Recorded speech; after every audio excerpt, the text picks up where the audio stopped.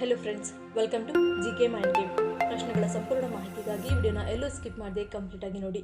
ಇವತ್ತಿನ ಪ್ರಶ್ನೆಗಳಲ್ಲಿ ಮೊದಲನೇ ಪ್ರಶ್ನೆ, ABC ಜ್ಯೂಸ್ ಕುಡಿಯುವುದರಿಂದಾಗುವ ಪರಿಣಾಮವೇನು? ಆಪ್ಷನ್ಸ್: ಎ ಸೌಂದರ್ಯ ವೃದ್ಧಿ, ಬಿ ಇಮ್ಯುನಿಟಿ ಹೆಚ್ಚಳ, ಸಿ ದೇಹ ನಿರ್ವಶ, ಡಿ ಮೇಲಿನ ಎಲ್ಲವೂ.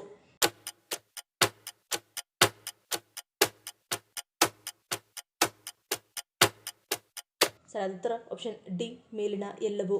ಈ ಜ್ಯೂಸನ್ನು ಕುಡಿಯುವುದರಿಂದ ಬಾಯಿಯ ದುರ್ವಾಸನೆಯನ್ನು ತೊಡೆದುಹಾಕುತ್ತದೆ. ಇದನ್ನು ಕುಡಿಯುವುದರಿಂದ ನಿಮ್ಮ ತ್ವಚೆ ಮತ್ತು ಕೂದಲಿಗೆ ನೈಸರ್ಗಿಕ ಹೊಳಪು ಸಿಗುತ್ತದೆ.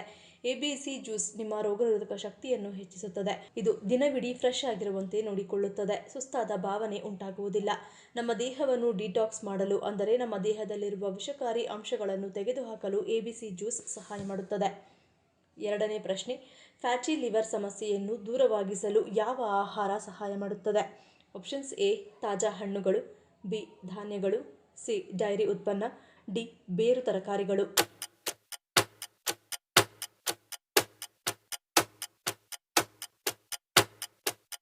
ಸರಿಯಾದ ಉತ್ತರ ಆಪ್ಷನ್ ಎ ಮತ್ತು B. Grade 1 fatty liver alcohol ಯುಕ್ತವಲ್ಲದ ಕೊಬ್ಬಿನ ಯಕೃತ್ತಿನ ಕಾಯಿಲೆಯ ಮೊದಲ ಹಂತವನ್ನು ಸೂಚಿಸುತ್ತದೆ. ಈ ಹಂತದಲ್ಲಿ 5ರಿಂದ 10% ಯಕೃತ್ತಿನ ಕೋಶಗಳು ಕೊಬ್ಬಿನಿಂದ ತುಂಬಿರುತ್ತವೆ. ಫೈಬರ್, ಧಾನ್ಯಗಳು, ತಾಜಾ ಹಣ್ಣುಗಳು, ತರಕಾರಿಗಳು, ಆರೋಗ್ಯಕರ ಕೊಬ್ಬಿನಿಂದ ತುಂಬಿದ ಆಹಾರವು ಕಡಿಮೆ ಅವಧಿಯಲ್ಲಿ ಫ್ಯಾಟಿ ಲಿವರ್ ಅನ್ನು ತಗ್ಗಿಸಲು ನೆರವಾಗುತ್ತದೆ. ದ್ವಿದಳ ಧಾನ್ಯಗಳು, ಹಸಿರೆಲೆ ತರಕಾರಿಗಳು, ಸಂಪೂರ್ಣ ಹಣ್ಣುಗಳು, ಬೀಜಗಳನ್ನು ಆರಿಸಿ. ಸಂಸ್ಕರಿಸಿದ ಕಾರ್ಬೋಹೈಡ್ರೇಟ್ಗಳು, ಸ್ಯಾಚುರೇಟೆಡ್ ಅಥವಾ ಟ್ರಾನ್ಸ್ ಕೊಬ್ಬನ್ನು ದೂರವಿಡುವುದು ಉತ್ತಮ. ಮೂರನೇ ಪ್ರಶ್ನೆ, ಯಾವ ಪ್ರಾಣಿಯನ್ನು ಪ್ರಾಣಿ ಪ್ರಪಂಚದ ವಾಸ್ತುಶಿಲ್ಪಿ ಎಂದು ಕರೆಯಲಾಗುತ್ತದೆ? ಆಪ್ಷನ್ಸ್: ಎ ಸಿಂಹ, B koala, C beaver, D ಜೇಡ.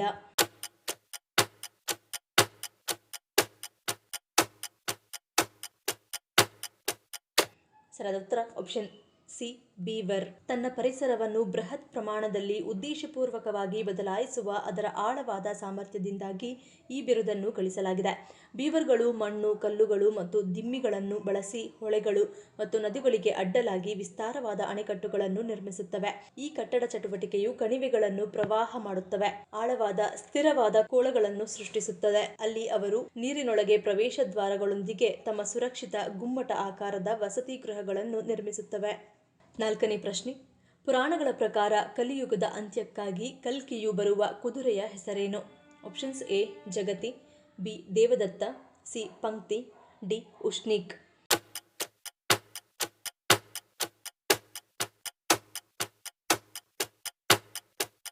ಸರಿಯಾದ ಉತ್ತರ ಆಪ್ಷನ್ ಬಿ ದೇವದತ್ತ. ಜಗತ್ತು ಧರ್ಮವನ್ನು ಮರೆತಾಗ, ಸತ್ಯವು ಅಪರೂಪವಾದಾಗ ಮತ್ತು ದುಷ್ಟತನವು ಪ್ರಾಬಲ್ಯ ಸಾಧಿಸಿದಾಗ ಶ್ರೀಕೃಷ್ಣ ಕಲ್ಕಿಯಾಗಿ ಬರುತ್ತಾನೆ. ಅವನು ದೈವಿಕ ನ್ಯಾಯದ ಸಾಕಾರವಾಗಿರುತ್ತಾನೆ. ದೇವದತ್ತ ಎಂಬ ಸ್ವರ್ಗೀಯ ಕುದುರೆಯ ಮೇಲೆ ಸವಾರಿ ಮಾಡುವ ಕಲ್ಕಿ ಎಲ್ಲ ಭ್ರಮೆಯನ್ನು ಛಿದ್ರಗೊಳಿಸುವ ಸತ್ಯದ ಕತ್ತಿಯನ್ನು ಹಿಡಿದಿರುತ್ತಾನೆ. ದೇವರು ಮತ್ತು ಮನುಷ್ಯರ ನಡುವಿನ ಜಗತ್ತು ಭಯದಿಂದಲ್ಲ, ವಿಸ್ಮಯದಿಂದ ನಡುಗುತ್ತದೆ. ಐದನೇ ಪ್ರಶ್ನೆ, ತಲೆನೋವಿನಿಂದ ತಕ್ಷಣ ಪರಿಹಾರವನ್ನು ಪಡೆಯಲು ಏನು ಮಾಡಬೇಕು? ಆಪ್ಷನ್ಸ್: ಎ ತಲೆ ಸ್ನಾನ, ಬಿ ಶುಂಠಿ ಚಹಾ, ಸಿ ಬಿಸಿ ನೀರಿನಲ್ಲಿ ಪಾದಗಳು, ಡಿ ಧ್ಯಾನ.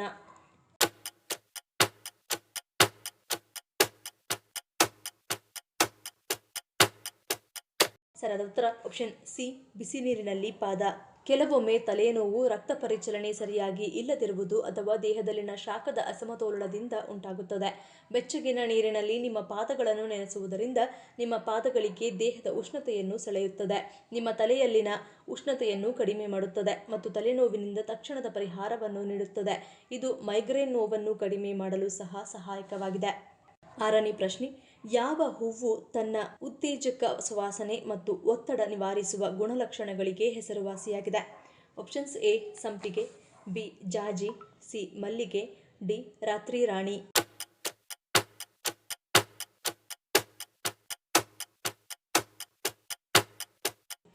ಸರಿಯಾದ ಉತ್ತರ ಆಪ್ಷನ್ ಸಿ ಮಲ್ಲಿಗೆ. ಮಲ್ಲಿಗೆಯು ತನ್ನ ಉತ್ತೇಜಕ ಸುವಾಸನೆ ಮತ್ತು ಒತ್ತಡ ನಿವಾರಿಸುವ ಗುಣಲಕ್ಷಣಗಳಿಗೆ ಹೆಸರುವಾಸಿಯಾಗಿದೆ. ಮಲ್ಲಿಗೆ ಹೂವುಗಳನ್ನು ಭಾವನೆಗಳನ್ನು ಸಮತೋಲನಗೊಳಿಸಲು, ಮನಸ್ಸನ್ನು ಶಾಂತಗೊಳಿಸಲು ಮತ್ತು ಮನಸ್ಥಿತಿಯನ್ನು ಹೆಚ್ಚಿಸಲು ಬಳಸಲಾಗುತ್ತದೆ. ಮಲ್ಲಿಗೆ ಚಹಾ ಮತ್ತು ಸಾರಭೂತ ತೈಲಗಳು ಆತಂಕವನ್ನು ನಿವಾರಿಸುವ ಮತ್ತು ವಿಶ್ರಾಂತಿಯನ್ನು ಉತ್ತೇಜಿಸುವ ಸಾಮರ್ಥ್ಯಕ್ಕಾಗಿ ಜನಪ್ರಿಯವಾಗಿವೆ. ಏಳನೇ ಪ್ರಶ್ನೆ, ನಿಂತು ನೀರು ಕುಡಿಯುವುದರಿಂದ ಯಾವ ಸಮಸ್ಯೆಯನ್ನು ಎದುರಿಸಬೇಕಾಗುತ್ತದೆ? ಆಪ್ಷನ್ಸ್: ಎ ಪೌಷ್ಟಿಕಾಂಶ ಕೊರತೆ, ಬಿ ಸಂಧಿವಾತ, ಸಿ ಅಂಗಗಳ ಹಾನಿ, ಡಿ ಮೇಲಿನ ಎಲ್ಲವೂ.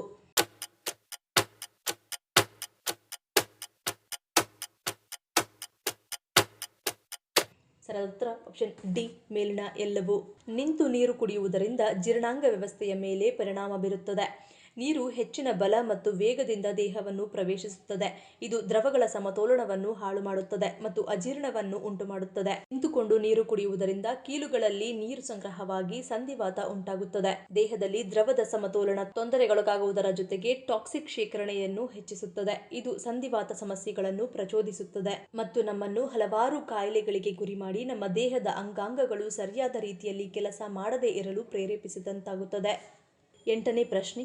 ಸೂರ್ಯನ ರಥದಲ್ಲಿರುವ ಕುದುರೆಗಳು ಏನನ್ನು ಪ್ರತಿನಿಧಿಸುತ್ತವೆ? ಆಪ್ಷನ್ಸ್ ಎ ವಾರ, ಬಿ ಕಿರಣಗಳು, ಸಿ ಧರ್ಮ, ಡಿ ವೇಗ.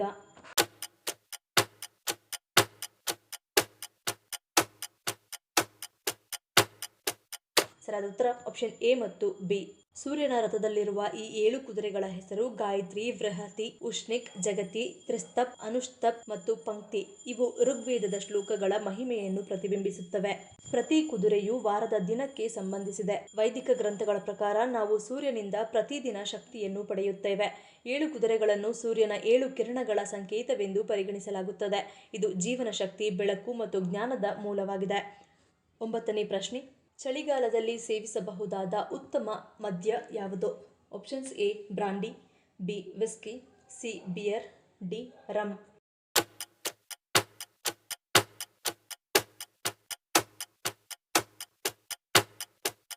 ಸರಿಯಾದ ಉತ್ತರ ಆಪ್ಷನ್ ಎ ಬ್ರಾಂಡಿ. ಬ್ರಾಂಡಿ ಬೆಚ್ಚಗಿನ ಬ್ರ್ಯಾಂಡ್ ಆಗಿದೆ. ಚಳಿ ಹೆಚ್ಚಾಗಿರುವ ರಾತ್ರಿ ಸಮಯದಲ್ಲಿ ಇದನ್ನು ಕುಡಿಯಲಾಗುತ್ತದೆ. ಬ್ರಾಂಡಿಯಲ್ಲಿ ಉತ್ಕರ್ಷಣವಾದ ಅಂಶಗಳಿದ್ದು HDL ಕೊಲೆಸ್ಟ್ರಾಲ್ ಅನ್ನು ಹೆಚ್ಚಿಸುವ ಮೂಲಕ ಮತ್ತು ಉರಿಯೂತವನ್ನು ಕಡಿಮೆ ಮಾಡುವ ಮೂಲಕ ಹೃದಯದ ಆರೋಗ್ಯವನ್ನು ಸುಧಾರಿಸುವಂತಹ ಪ್ರಯೋಜನಗಳನ್ನು ನೀಡುತ್ತದೆ. ಶೀತಗಳಂತಹ ಸಾಮಾನ್ಯ ಕಾಯಿಲೆಗಳಿಗೆ ಸಹಾಯ ಮಾಡುತ್ತದೆ, ಆದರೆ ಮಿತ ಪ್ರಮಾಣದಲ್ಲಿ ಸೇವಿಸುವುದು ಆರೋಗ್ಯಕರ. 10ನೇ ಪ್ರಶ್ನೆ. ಯಾವ ಸಮಸ್ಯೆ ಇರುವವರಿಗೆ ಪೇರಳೆ ಎಲೆ ರಾಮಬಾಣವಾಗಿದೆ? Options A sugar, B kidney stone, C piles, D gastric.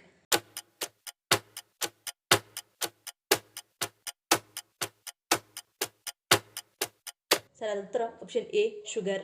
ಈ ಎಲೆಗಳನ್ನು ಸೇವಿಸುವುದರಿಂದ ರಕ್ತದಲ್ಲಿನ ಸಕ್ಕರೆ ಪ್ರಮಾಣವು ಶೀಘ್ರವಾಗಿ ನಿಯಂತ್ರಣಕ್ಕೆ ಬರಬಹುದು. ರಾತ್ರಿ ಮಲಗುವ ಮುನ್ನ ಪೇರಳೆ ಎಲೆಗಳನ್ನು ಜಗಿಯುವುದರಿಂದ ರಕ್ತದಲ್ಲಿನ ಸಕ್ಕರೆ ಮಟ್ಟವನ್ನು ಕಾಪಾಡಿಕೊಳ್ಳಬಹುದು.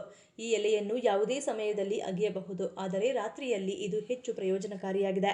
ಏಕೆಂದರೆ ರಾತ್ರಿ ತಿಂದ ನಂತರ ರಾತ್ರಿ ಇಡೀ ಹೊಟ್ಟೆಯಲ್ಲಿ ಕೆಲಸ ಮಾಡಿ ಬೆಳಗಿನ ಜಾವ ಅಧಿಕ ರಕ್ತದ ಸಕ್ಕರೆಯ ಮಟ್ಟವನ್ನು ನಿಯಂತ್ರಣದಲ್ಲಿಡುತ್ತದೆ.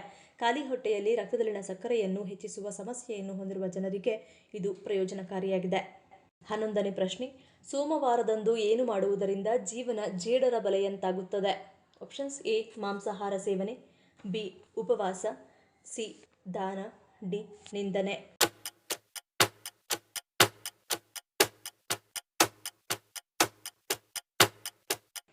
ಸರಿಯಾದ ಉತ್ತರ ಆಪ್ಷನ್ ಸಿ ಮತ್ತು ಡಿ.